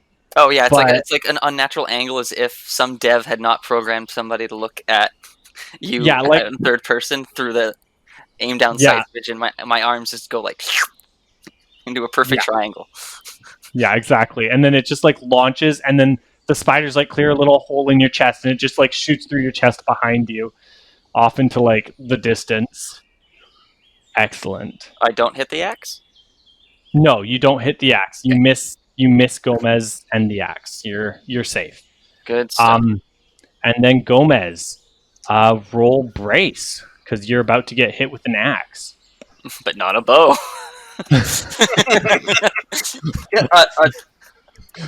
A gross gain? Friendly fire was turned off momentarily. So I have iron. I have brace. So that's 3 dice. And then I also have a desert harness, which gives me hewing resistance. So Yes. Oh, this is the first time we've had resistances come up. I got 1, 5, 2, 4. So 5 1 means conflict. 5 means you take a damage, but because you have resistance, you're going to take nothing. So this axe is going to thump into your manly, muscular cactus body covered in desert harnesses. And it's just going to thud and almost get kind of not stuck there, but it's going to slowly move back, and it's winding up to strike at you again. There's a lot of friction to withdraw it from all those spines. Yeah. Yeah, so Gomez is going to say, yeah, hey, so, your life is probably pretty hard, but, there's plenty of time to rest when you're dead, so how about you start, buddy? And he's going to start advancing on the axe and the invisible thing holding it. Awesome. Go ahead and roll strike. Are you trying to take the axe out of this guy's hands? Let's see. Well, I was actually going to suggest. Well, Do I get another move? No? Yeah, you can have a move. Go for it. Because what I was Steal gonna that spotlight. suggest is that sorry. You want to go to Jazz? No. I That's was like, the point. literally, that's the thing. Yeah, I was gonna suggest that Scraps. I mean, sensing the danger, but also Big Stick goes to simultaneously save, but also Big Stick try to wrench that thing from Zand. Okay. Yeah. Yeah. He can't really see. He can't see the ghost thing, but he can. Big Stick. Yeah, that's fair. Okay, so roll scraps to grab that. What am I rolling And for him? I don't know if we've quite. Establish that. Yeah. It would be he. So it would still be a because I had this when I used my boar to attack. Okay. So it was still my skills, and then the boar was just a weapon. Okay. So you roll him like a d6. Like it would he's just an still be- aspect. It would still be strike, Okay. but because you have a 0 in strike, He I'll gets give you an advantage dice. Deal CQ spike damage. Yeah. Yeah, Yeah. because you got doggo. So as I say, it'd still be strike, but you have a 0 in strike. But I'll give you the advantage dice for your watch wolf, so it'll be 3 dice, cut 1. Okay. What about the element of surprise for doggo? That's Could I assist Doggo with my giant outwit pool? Well, you're I mean, like, okay. You know what? I'll give you the second dice, so it'll be 4 dice, cut 1, because Gomez is currently engaging this spirit ghost thing and like advancing on it, and because Scraps is coming out of nowhere. So Mhm. yeah, I'll give you the 2 advantage. so 4 dice And- cut 1. So 4 dice, cut 1. Okay, that's gonna be a 3 with a twist. 3 with a twist. Yeah. Nice. Okay. So no, not nice. Yeah, it's still a Oh, failure. yeah. It's with a twist. Oh yeah, okay. I got a twist. If you guys are okay with me doing a twist. Yeah, let's hear it. So the disaster is Scraps jumps for this axe and ends up tackling into Gomez instead. No. Gomez, you're not hurt or anything, but like you're just holding Scraps in your arms right now, where you should have been holding an axe in your arms. Mhm.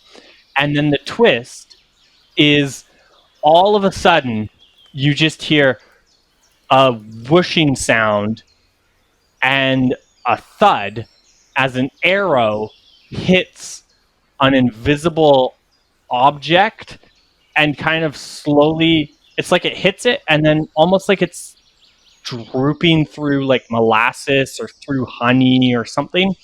It like droops through and then lands on the floor of the deck as you clearly see a salt covered arrow has hit this specter thing and like done some damage and then fallen off because it can't stay physically stuck in it. But it definitely hit the specter. And you look over on the other ship, and Rook can see clearly another ghost holding a bow, but the rest of you just see a bow and this quiver as it's drawing another arrow. Okay. I want to kind of, I don't know if it would be sense or scrutinize. Where is like the main, like the strongest kind of center of all this ghost energy? Where is that coming from? Yeah, roll scrutinize. Go ahead. Okay, scrutinize, and I'm wondering,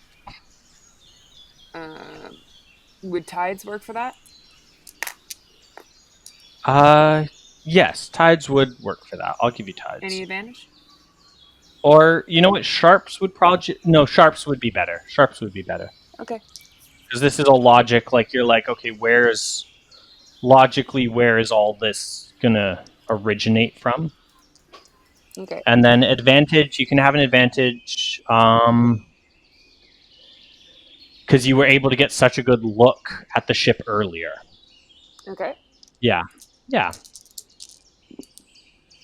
Okay, that is 6 with a twist. 6 with a twist. Excellent. So you want to know where the highest concentration of ghostiness is? Yeah, and I also want to maybe, with my twist, also trying to see which of these ships look like it could run or has a better shot of running. But after you kind Okay. of tell me what you know. So the ghostiness energy is emanating from the engine room on both of these, let's say the engine room. Why not? We'll say the engine room on both of these ships is emanating this ghostiness energy. And the ship that looks like it's most likely the best running ship or the most likely candidate to actually make it more than 100 paces is probably the ship you're on. Perfect. Okay. I kind of half yell at, my crew, watch my back, and I take off towards the engine. I think Gomez is going to get up and scramble to follow. Those are two very contradictory things. Watch my back. Books off down an unknown hallway. Hey, I can't see my back. You can. I'm running away from you. I'm going to drop out of the bushes and follow as well. Excellent. I'm still going to say you're camouflaged for the most part, but not invisible.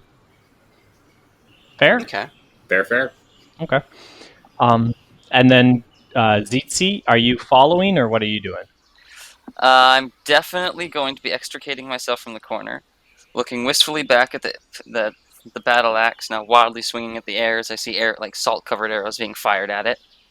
I wonder where I can get bows and arrows like that. Apparently, I have a thing for bows. Nice.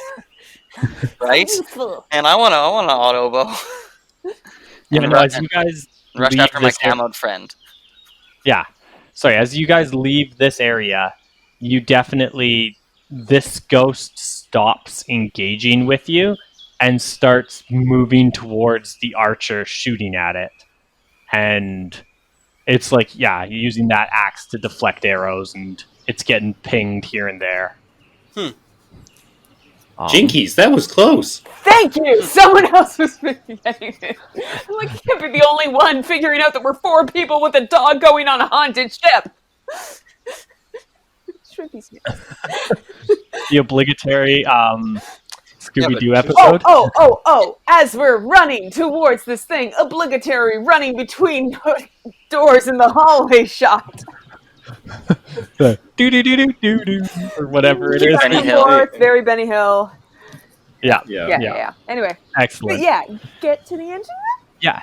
You get down into the hallway underneath the ship, and you can see coming out of some of the doors, you just see one of the doors is another axe coming out of it. One of the doors there's an archer, and another door has just a guy with a club. And the rest of you just see 3 weapons coming out of the doors. I vibrate a little bit. Those aren't for taking, are they? No. Looking closer, you guys, now that you've seen that arrow and everything, you do notice that all the weapons are covered in salt.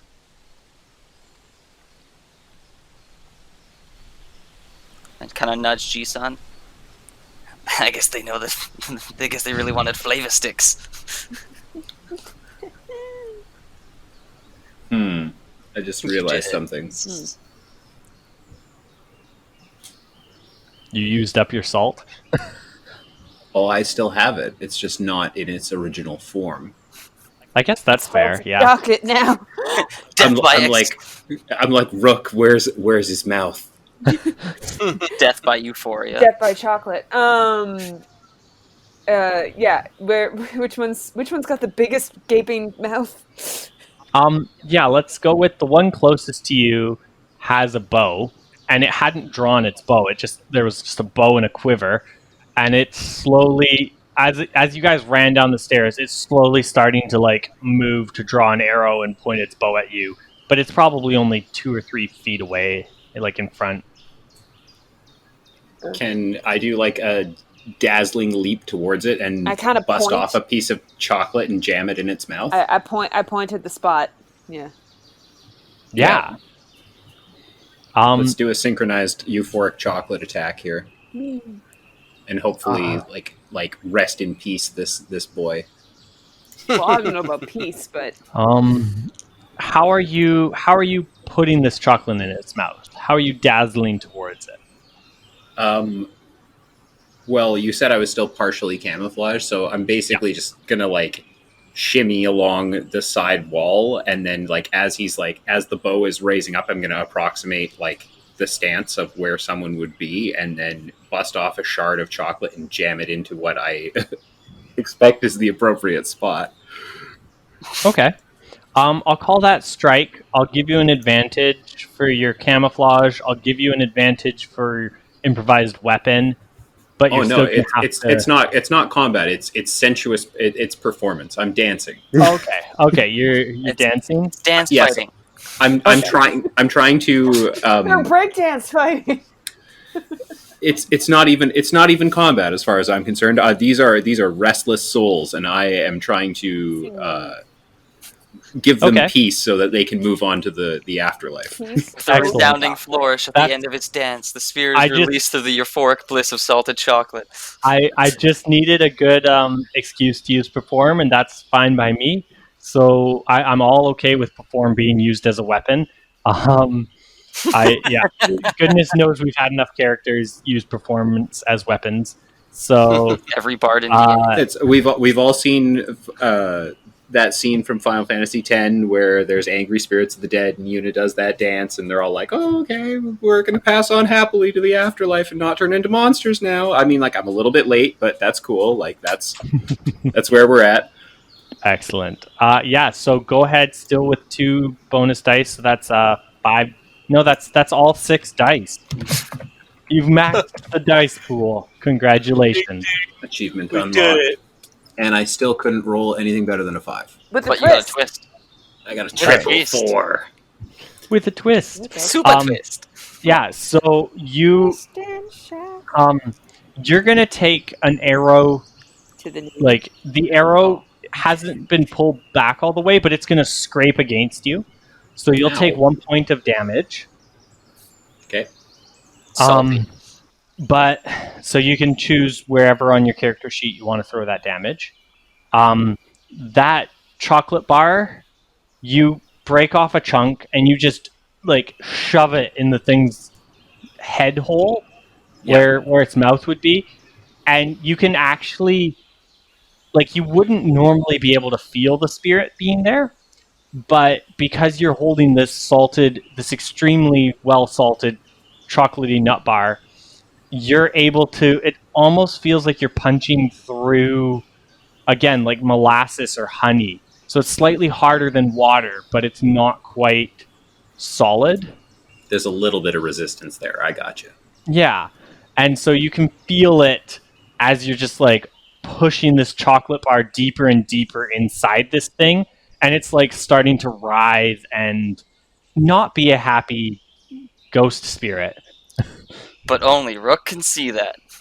Yeah, Rook, you see this thing's like flailing and getting upset, and the rest of you just see like the bow moving wildly in the air. And yeah, this spirit is gonna take some heavy damage here. I just kind of like, well, that worked really well. And then you have, I guess, you have a twist. So do you want the twist to be it takes some extra damage, or do you want a different twist, if you guys can think of a different twist? I can think of one. Go ahead. Okay. A little quiver of arrows drops off. Because his vigor is shaking, just like loosens the belt loose and it just falls off. That's fair. Okay. It drops its quiver. close to any Salted of us? arrows. Yeah, salted arrows. Are any of us close enough to grab that? Really? Yeah, if any of Definitely you want to G-Son grab it. is. I mean, Gomez will go for him and use them as melee weapons. Well, doesn't one of Sure. you have a bow?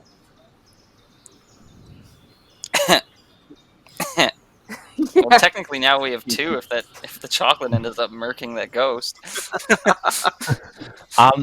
Yeah, if Gomez wants to pick up the arrows, I'll give you an improvised. I'll give it a benefit track, salted arrow,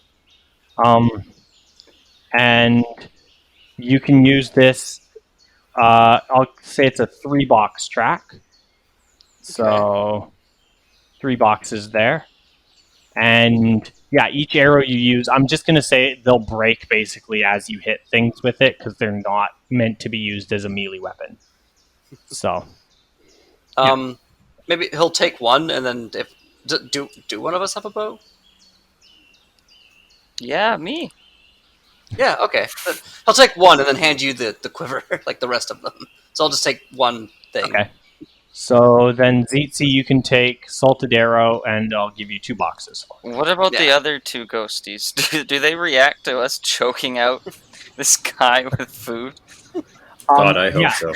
God, I hope so. The other 2, one with a axe and one with a bow, or one with a club. Sorry.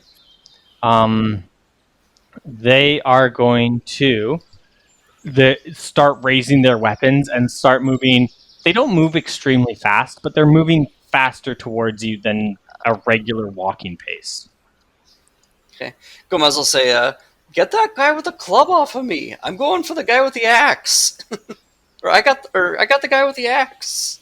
Quick question. I- Oh, Oh, yeah. No, you go. in my experiences with ghosts, would I know? Do they have any kind of reaction to electrical currents? Like, is that something? Because it depends on the ghost lore. Sometimes they are, sometimes they don't. Like, is there any relationship there between spectral ooze and? You know what? I'll, because you're asking, I'll yes end. And so, yeah, they will take some damage from electric. Okay. Yeah. Okay. You can go ahead and do your thing, and then I'll do my thing after your thing. It's okay. My thing involved you anyways. Oh, So but- taking these, just holding these 2 arrows that Gomez gave me, I'm going to put Yep. one in the quiver, or I put one in my bowstring, and then look over to Rook. Where am I aiming? And draw one and aim at the axe. And I Yes. point kind of at the 2 spots where you kind of want, like kind of saying like, if you aim for that thingy over there and that thingy over there, you'll hit him. All right, I'm aiming for the empty space that Gomez didn't call. So the clubbed one, because I think Gomez says he was. Yeah, he was specifically was like, "Get the clubbed one. I got the axe guy." Yeah. Okay, so going for the clubbed Okay. one with the assistance from Rook because she can actually see these apparently. Yeah. Yeah, I'll give you the advantage for that. And then I'm going to say I'm using instinct here, just judging from where the weapon is being held as well. Okay, yep. Because I'm shooting at something that's completely invisible to my sight. Yeah. And then You're in a I fairly narrow shoot. hallway. It is, but you never know. Yeah, no, that's fair. That's fair. You could be completely atypical human, just no Yep. human forearms anywhere. And then I'm just gonna take a shot. Yeah, 5 dice. Yep. Oh, do I add one for G-Son's assistance? Or You mean Rook's for assistance? Rook's assistance? Yeah, I'll give you one for Rook's assistance. 5, 4, 4, 6, 4, 1. So 6 and a twist. Yes, 4's for Um, days. So you shoot this arrow, and it goes. Most of the things went through them kind of sluggishly and slopped to the ground as if it hit and then fell. Your arrow actually punches through this thing and hits the wall on the back as it drops its club and kind of dissipates. And Yeah, I was just gonna apply double salt effect to fully dissipate Yon spirit. yeah, you can Yawn. You could not take. yeah, you guys can pick a different twist if you want, or because it's done. Ain't no ghosty. There was no old man Jenkins. Maybe maybe like the club falls like onto the one holding the axe. Yeah, sure. Oh, 'cause you Fall did off mention the weapons were all salted, didn't you? Oh, Yeah. fully Yeah, so Harry Potter with the troll style. Yeah, so Guardian Leviosa that. Leviosa. It's Leviosa.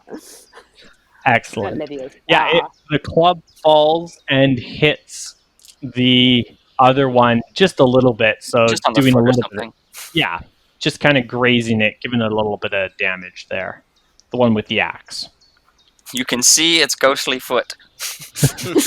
Well, I was gonna say, can I like try and like scramble my way right next to the one that's still standing with the axe, and just like pull up my volt rail and just kind of like jam it into the guy, Tase it. and I go like this right here. Man, we love to just jam things into things. Whoa! Yeah, go ahead and roll strike for tasing this thing. Okay, strike. I don't have anything on strike, Nope. do I? So that again will be. I'll give you the advantage because you guys have the area here. That's the reason so it'll Scotty be- didn't have a weapon. Right. It'll be 3 dice and Sorry. cut 1. 3 cut 1. Yeah. DS E5. 5. Okay. So you're going to take some damage as this thing with the axe is going to clip you on your way to going around it to tase it. Okay. So you can take 1 point of damage. Okay. But and again, this thing was resistant to electric, but still took damage from electric. So you tase this thing, and it's not looking pretty, but it's still standing. And I'm like pointing here, right there. And All right.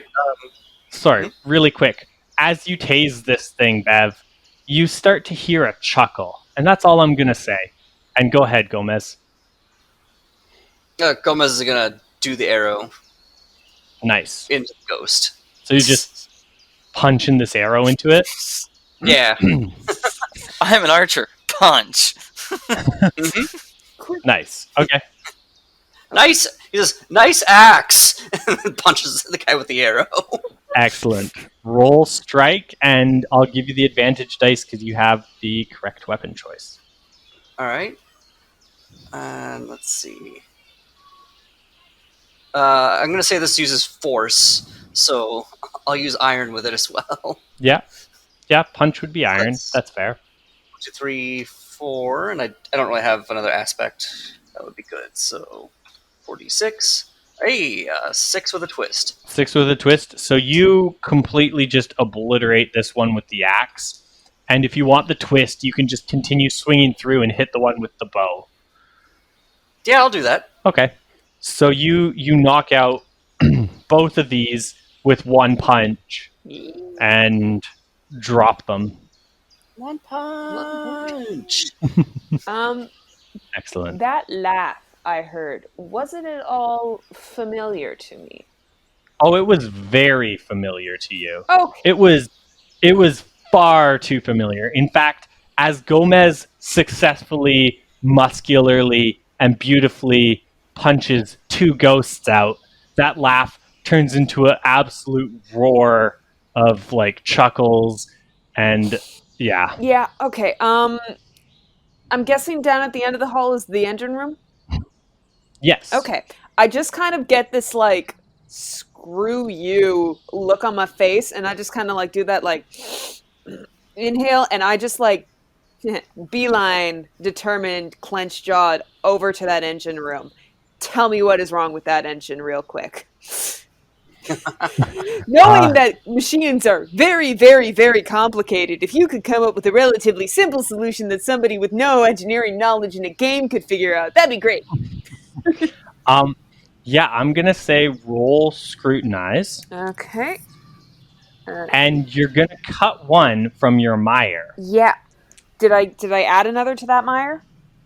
No, you don't need to add any more to that mire Okay. yet, but it's coming up this episode. Okay, so yeah.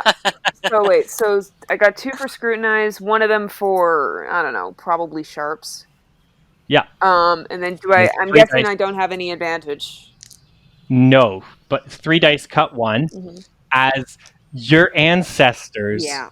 these large, muscular men and women, Yeah. just are rolling around laughing, going, "That plant guy punched harder than you did. What are you? Pathetic? You're so silly. Look how scrawny your little arms are. What are you gonna do? Plants are bigger than you. Plants! We eat plants. Everything eats plants. And they're bigger and punching better than you. Look at you. I don't even think you lift," as they're like bench pressing ghost weights. Okay, Meanwhile, so Gomez oh sorry. 3 heads taller than all of them too. Right. Yeah. Okay, so I can't remember if I said I rolled a 5 on that. So as I'm going about quickly trying to assess what's wrong with this ship, I'm just kind of like muttering like those, those like when somebody is trying to defend themselves, but like they just can't, like it's like they're just it's almost like the stop hitting yourself of verbal defense kind of situation. Like being like, first of all, we live in a freaking tree world, so trees kick our butt all second, I thought I hit it with the thing, and I'm just getting frustrated. But what is wrong with this ship? I just need enough to get the engine, like to get the saws or whatever this thing runs on moving.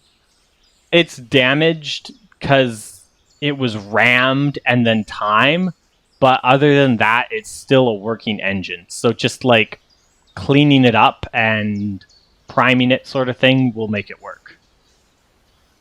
Okay. Am I? That will take time. I was gonna say. That's your conflict there, is it will take time, which you could have, but the others will have to give it to you. They will have to do enough. Like, is it, like, what is it? Like, it needs spit and polish, or it just needs to be held together? Spit and polish type of deal. Like, it's this engine has been sitting for a number of years, and so things it's rusted over and it's gross and it's... Yeah. Spit and polish, you say? I have literally that. I literally. What do you have? You say tools for the job. Yeah, I have an aspect called spit and polish. Remove a negative tag from any piece of salvage. Would you say that the ship is salvage? Oh, definitely. Could we accommodate that? I also have Master Salvager, so maybe this engine is 1 degree of rarity better than it would have been. I mean, if you want to use a task to spit and polish... Oh, did you mark... You didn't mark your task for when you did your battery, by the way. Use a task. It doesn't say to. It just says use a task to remove a negative tag. Yeah, it doesn't need to get marked. Nope. Oh, it doesn't? Oh, okay. Yeah. It's a really good tag. I thought it a task, which requires a montage action. So it's... I see. Yeah. No, you can use Spit and Polish and Master Salvager on this engine, but you will need a bit of time, you and Rook working together. So the other two will have to keep... will have to give you time. And I don't like the sounds of that. As I say that, the two of you are in the engine room. So, Rook, you know that the engine room was the kind of heart of this ghostly aura. And you can see, ghosts coming, almost like seeping out of the walls, almost being born from the ship itself, as they come out of the walls of the engine room, pass through the other walls into the other rooms, and you can hear them picking up weapons in the other rooms and start moving into the hallway where I guess Jisun and Zitzi are in the hallway and Rook and Gomez are in the engine room. So Jisun and Zitzi, you guys need to buy them enough time to fix this engine. From what? There's nothing here. I'm going to go explore one of those other rooms. They seem yeah, fine. man. I'm so glad all that scary ghost stuff is over no with. floating Man, weapons anymore. We're done. Guys, we are going to have company, and we are going to need you to guard the door. I just want you to tell me real quick, do you want to be on the inside or the outside? Gomez is gonna approach the engine and like lift his arms out, and then his second pair of arms, much smaller than the others, also kind of like wriggle out of his vest and then rise up. Gomez has a second pair of arms? I don't. Yeah, Like little dinosaur arms. he just never takes them out of his Like shirt. an arm. Oh, nice. And I have the Whisper Arisen Wreck. Oh, Oh, nice. So- okay. I'm going to use that to Wait, on. didn't you give what? a newly risen wreck to those salvagers last session? No, I did not. I gave them A newly risen spit. Ah, Yeah. that's it.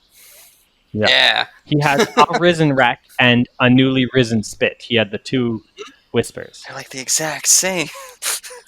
They're similar. So I kind of want to use that to, instead of like this thing just making just like ghosts or like the dead, I want them to like have consciousness and be aware and know right from wrong, and like instead of being like it makes vengeful dead people, it's like no. I'm bringing these people back to life. Okay. Sort of. That's.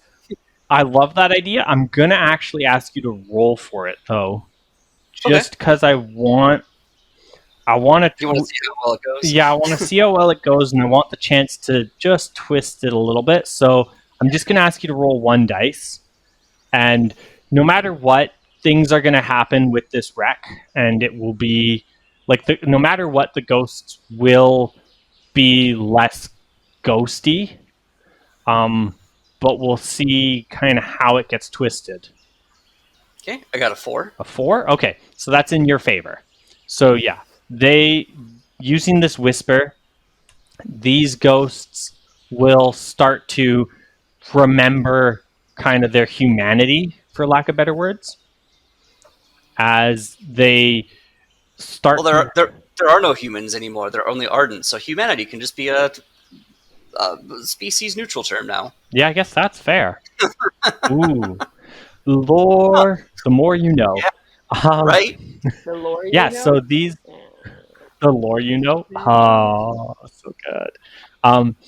These ghosts start to take more of a actual form instead of just like a blob, and because of the amount of spiritual energy and residue around here, the rest of you are starting like Rook, you're able to see them fairly clearly now as their forms of what they used to be when they were alive, and the rest of you can start to see like a hazy blob of ghostly aura where they are. Some of you may have seen ghosts before, some of you may not have, but like even without ghost sight, some of you may have seen ghosts before. Like that's just some ghosts can be seen without ghost sight. That's just a thing on the Wildsea. Yeah, it's just, Ghosts are real. there's enough. So the ghosts are visible. I'm going to grab that salty club, and I'm going to go around and start bonking ghosts. I'm seeing this. I'm going to ask Jisan for a chunk of his chocolate and start rubbing it all over my jaw spear. Ooh. Yeah, that's a good... He can have the rest of the chocolate, yeah. Okay, yeah. So Jisan, I'll let you. There's no chocolate left for Rook now. We'll delete the Rook's like, chocolate. I want one. Shh, you're inside working on the engine. You're busy. It's a future use problem. I need the chocolate for my work. And- Shift size. Zitzi, for the rest of the scene, you have salt damage on your spear. Okay, and then I'm going to take up post at the door so I can respond if they need to call, and I'm going to start shooting at the blobs to support Jisan with his with his clubbingness. Nice. So the two of you are just clubbing and shooting. Yep. Yeah, I'm gonna say we'll do this. I'm not gonna make you roll like a dozen times for these things. I'll make you roll once, and that'll be kind of the outcome of the fight. So Jisan or Zitzi, which of you want to roll? Well, Jisan charged in, and he's the one who's Yeah. going to be writing the Okay. ballad after this. Go ahead, Okay. Jisan. So roll performance as you dance your way through these enemies with a club. Okay, let's see. That's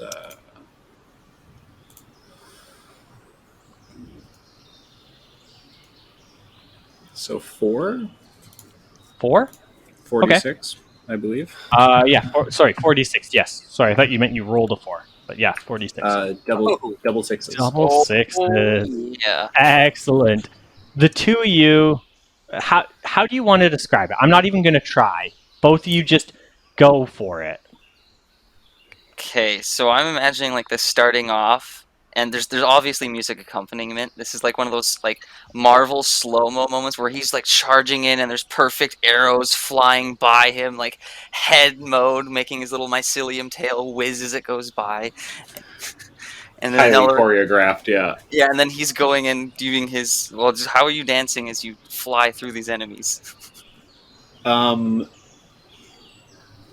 Probably a combination of like really like slow like classical music accompaniment, like very very like minute movements, gentlemanly, and then like also like maybe like having like an 80s rock scene in the middle of it, you know? Yeah, with like all of a sudden you're surrounded by a few more ghosts than expected. And then there's just a flurry of like chocolate, like or a chocolate covered jaw spear comes in over your shoulder and shanks two of them through the chest as you keep swirling around with your magical looking movements. Face the king, ride the So yeah, wind, basically a for- combination of the Marvel slow-mo with the Punisher's hallway scene, but ghosts and Excellent. chocolate. Just beautiful. As the whole area starts to smell chocolatey and salty, Oh, as yeah. you guys just like beat these things down, and you're easily able to buy enough time for Rook and Gomez to get the engine started up on this. What is the twist? The whole time, I've got a golden ticket, but the metal version is playing. I've got a golden ticket. Thump, arrow. And then it's another thump with the club.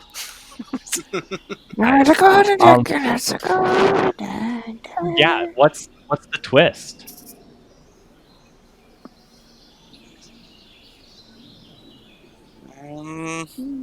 I got one if you guys Yeah, go can. for it. Okay. You guys hear a like thump thump thump from above, like on the deck, and almost you're able to hear like a hurrah from up there. Gotcha. Okay. I'm gonna guess I cannot control any of the ship's movement from the engine room. I mean, you can turn on the engines from the engine room. Okay. I'm gonna yell at Zitzi that I need him to run to the to navigation and get this thing going as far in reverse as it can. And I'm booting up the engine while I'm telling him this. To just kind of juice up whatever I can for how much I can. I will obviously run up. Quick question though. Mhm. Just for like the scenery, am I jogging through like puddles of ectoplasm? No, it'd be more like salt dust. There's not really. I'm not going to go with ectoplasm this time. But is there stuff like I'm running through? No, as I say, it'd be like a little bit of salt dust from like where the club hit the ground or something, Okay, or where that's your spear hit the ground. It So- wouldn't be. There's no residue from the ghosts themselves. fine. I'll use that another time if you guys want, but this time I don't want a big sticky mess. This time, that's not the vibe I'm going for. We did just hear a bunch of people on deck, so I'm gonna ask Jisan, do you want to come with me? I assumed that it was probably like the rest of the ghosts, super impressed with our sweet combat dance. So I'm gonna do like the home run pose, kind of just like distantly distracted, like, yes, I'm awesome, check me out, and like, yeah, do just home run pose as I walk up onto the deck. Yeah, as I- you guys, Yeah, Oh, go yeah, ahead. impressive pose, I guess. You're seeing this. uh, Bows first, fucking chocolate covered spear at the ready. Just kick the door open on the deck. as you guys, go ahead. Oh, I was just gonna say, if this isn't what heroes look like, what do they look like? Covered in salt and chocolate. All So, my as heroes you guys- are. As, Same. as you guys bust the door open, covered in salt and chocolate, strutting out onto the deck like the heroes of nowhere, or everywhere. You guys see, there's just a bunch of ghosts on there, and like, actually, one of you roll scrutinize. Shoddy not. I was about to say, oh man, it'd be a shame if I know these. So scrutinize, you said? Yeah, and I'll give you an advantage because you've been fighting these ghosts so well. Pseudo ghost side. I'm gonna go with instinct and scrutinize, and one for the advantage. Yeah. 6-1-1. Perfect.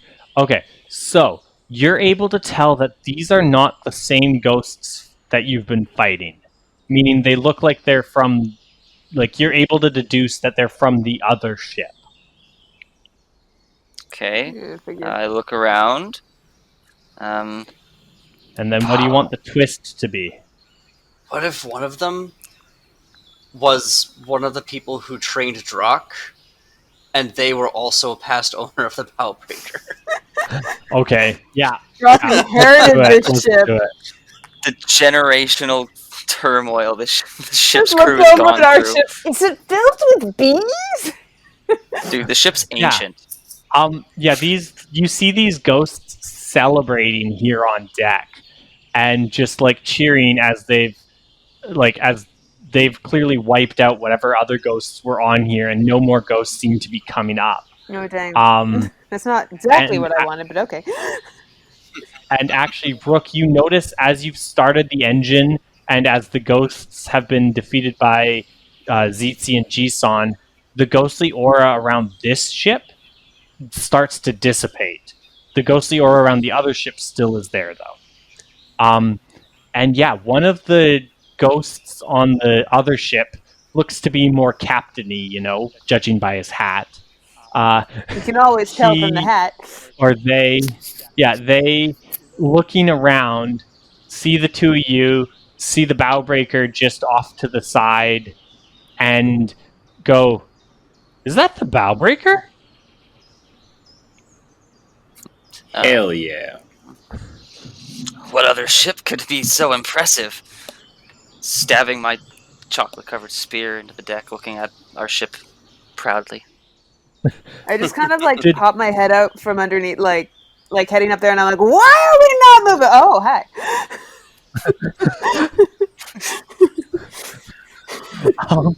Yeah, this captain looks at you and goes, "Where's Drock?" Wouldn't we all like to know? Why does everyone we meet want to know where this Drock guy is? You want to know. You want to know. People back there want to know. Nobody asks about, I don't know, who else was on. Everybody loves Drock. I've had a Well, when day. you're the- I'm a little bit, just exasperated. And Well, when you're the heroes to nobodies, your name doesn't get around.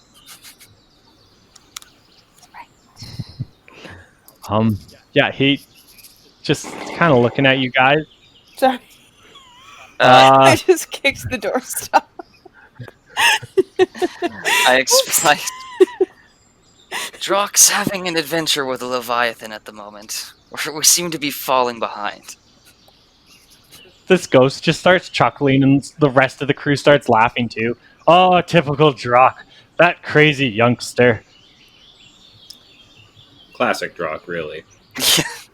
Exactly. Huh.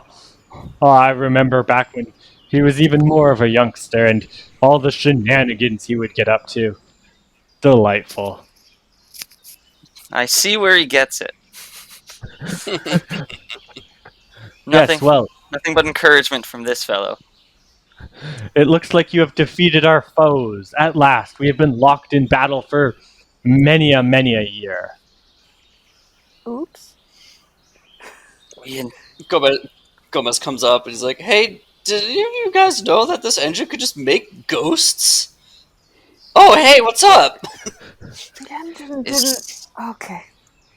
is it okay if we salvage from the ship? Of course, the spoils of war are yours, my brother. I just kind of take a good look at the ship, and I turn to the captain. And I'm like, "Hey, any chance that fixing your engine would release your mortal souls into their afterlife or whatever?"